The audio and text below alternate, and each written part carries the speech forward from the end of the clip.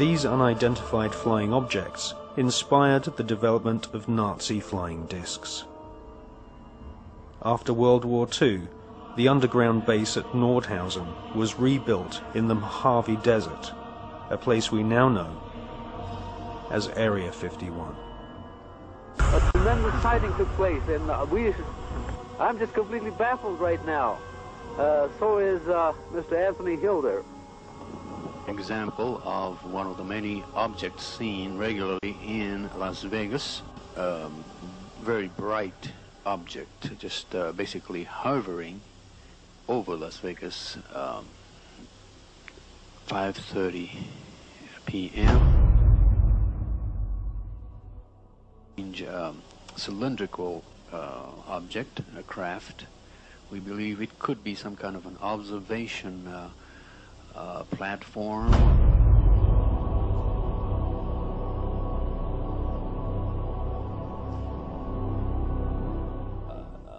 The volume of evidence is that the space program that appears on the television news and has done these last few decades is actually only there as a movie to hide the real program, which is actually exploring things that these guys already know are there.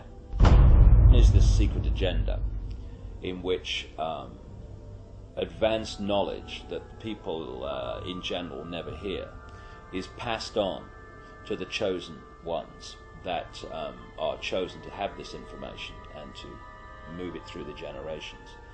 The agenda for centralized control and all that stuff. And then there's the movie, which is there to hide all that. And the movie is the official version of events that pours out of the television.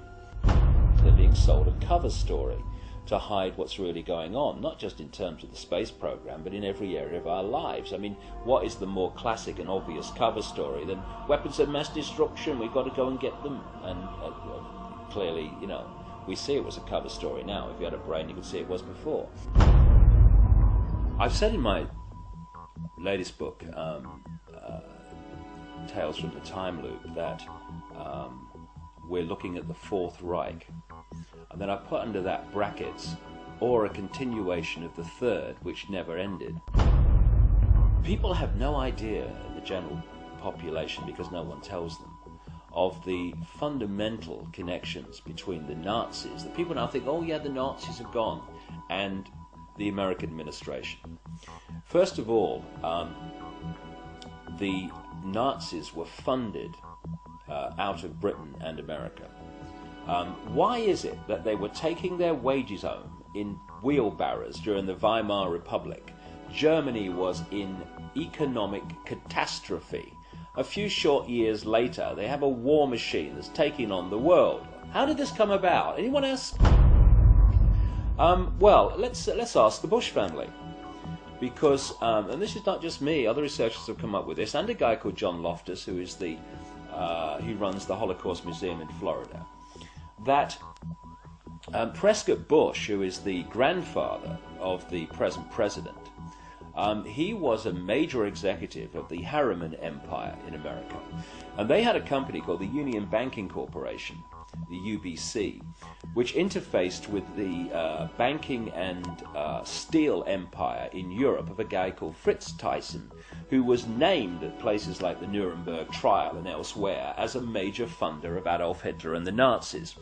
And what Prescott Bush, who was the key executive in the Union Banking Corporation, was doing was funneling money and other resources through the UBC into Thyssen's empire, and then it went to the Nazis, and that's where the war machine came from, also through the Bank of England. Only yesterday, every business, every profession was part of Hitler's system. The doctors, technicians, clockmakers, postmen. Practically every German was part of the Nazi network. They believe they were born to be masters, that we are inferiors, designed to be their slaves.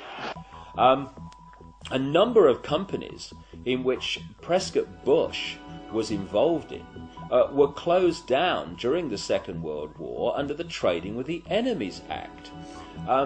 William S. Farish, whose grandson is now Bush's ambassador to Britain, William S. Farish III, very close friend and horse interbreeder with the Queen of England. His grandfather, William S. Farish, was president of Standard Oil, the Rockefeller Oil Company, when it was exposed as supplying the Nazis with oil during the Second World War, while they were supposedly in conflict with America. So what you had then was this CIA, British intelligence operation called Project Paperclip, which was to get the Nazis, the major Nazis, with all and a lot that with tremendous knowledge that are not registered by history, out of Germany so they would be safe, and into South America and North America to continue this agenda up to the present day. And so this is why you have Nazi after Nazi turning up as founders of and creators of NASA and all these other institutions, the CIA, that appeared immediately after the Second World War. T-minus 2 minutes and counting, and the countdown continues to move along smoothly. Now in the terminal countdown portion, we're standing by now to begin pressurization of the fuel tank. The second stage fuel tank pressurized, third stage fuel tank pressurized. The countdown continuing to move along smoothly, T-minus 90 seconds. Now looking at the liquid hydrogen tanks as they become pressurized. LH2 aboard the second stage, pressure 17. Final guidance release. We expect engine ignition at 8.9 seconds.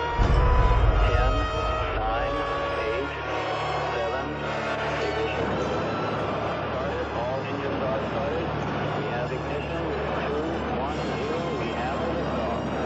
We have a liftoff, and it's lighting up the area. It looks like daylight here at Kennedy Space Center as the Saturn V is moving off the pad. It has now cleared the tower. Mission control reporting the launch vehicle maneuvering to the proper attitude. Everything looking good at this point.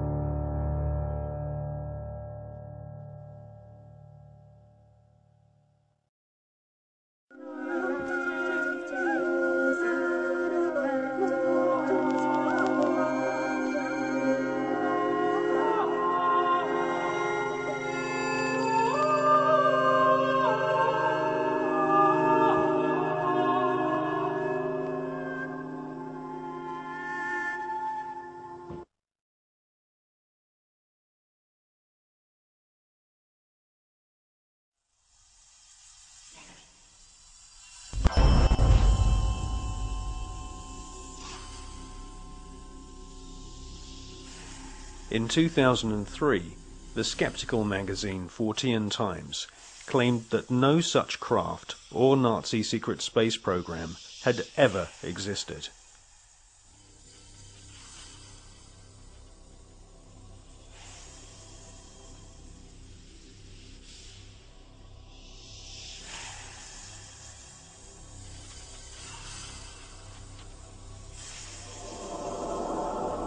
But we have been given patents from leading German manufacturing companies, including UHA, Krups and BMW, which prove beyond all reasonable doubt that Hitler considered the Nazi secret space program a top priority.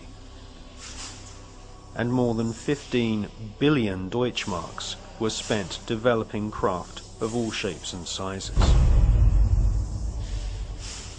Secret memos from SS officers revealed that Wernher von Braun and Hitler both believed that there were alien civilizations in the universe, and it was their intention to not only conquer all nations on planet Earth, but to also colonize the moon.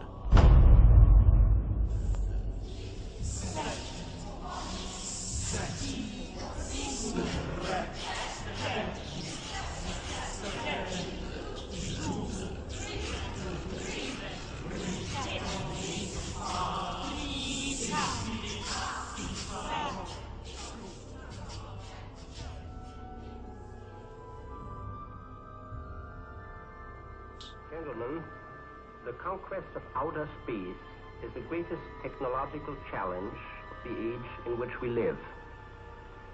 The first decisive step in the conquest of space will be the placing of an object into an orbit wherein it will indefinitely circle the Earth. 1954. Sputnik 1 shocks the world and puts the USSR way ahead in the Cold War. Sputnik 2 takes a dog into space, the first living creature to leave the face of planet Earth. Russia then shocks the world by sending an unmanned probe to the moon. Meanwhile, the US Army plan Project Horizon, a plan to colonize the moon with Americans. This plan was soon abandoned when the true nature of the hostile environment of outer space was discovered by American and Russian scientists.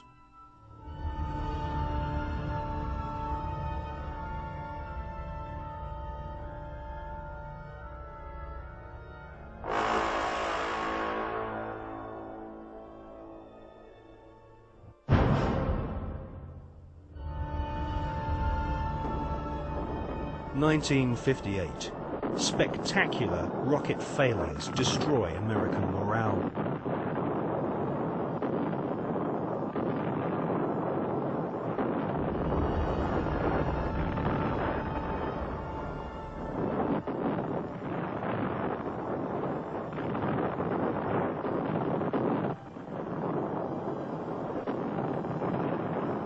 The Explorer 1 space probe confirms planet Earth is surrounded by dangerous radiation. Radiation so powerful that it could cause nausea and cancer.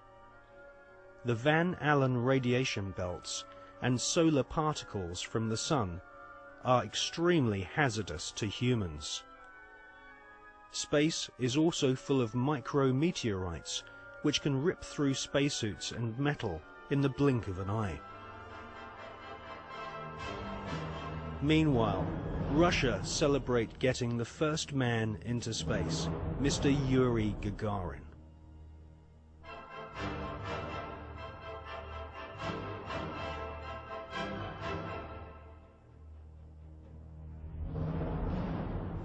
Well, there was already a parallel space program, and it had been continuing from even before the time that NASA was created in 1958. October 1958, NASA were incorporated by President Eisenhower. The secret space program was run by the Department of Defense. It took its original form in Project Horizon, which was established in 1959, the habitation of the colonization of the moon. The reason for that was that whoever controlled the moon controlled the Earth. If you could launch rockets from the moon onto your enemies on Earth, they couldn't possibly retaliate, therefore you had the upper hand. There was a serious attempt, certainly a serious investigation, to put man on the moon and keep him there.